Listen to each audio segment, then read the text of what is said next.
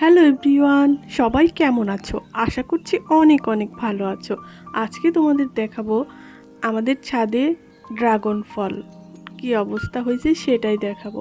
প্রথম একটা ড্রাগন ফল আসছে আর সেটাই তোমাদের সাথে শেয়ার করব। তো চলে এলাম ছাদে। আর ছাদে আমরা এভাবে টবে ড্রাগন ফল গাছ লাগিয়েছিলাম, আর সেটা আজকে প্রথম একটা ফল আসছে আর সেই ফলটাই তোমাদের সাথে আজকে আমি সুন্দর করে শেয়ার করব। আর আমাদের ছাদের ভিউটা একটু দেখিয়ে নিলাম। আর এই তো আমাদের সেই কাঙ্ক্ষিত ড্রাগন ফল।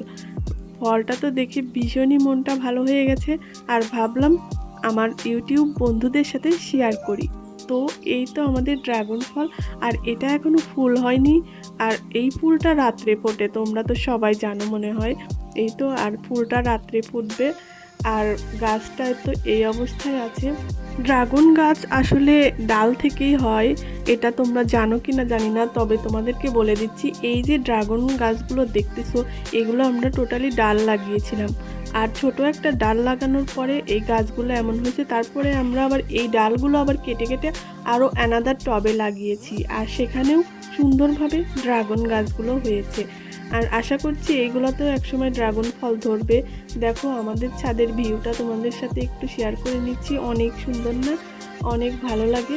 আর আমাদের অনেকগুলো একটা ড্রাগন গাছ থেকে অনেকগুলো ড্রাগন গাছ হয়েছে, তাই না?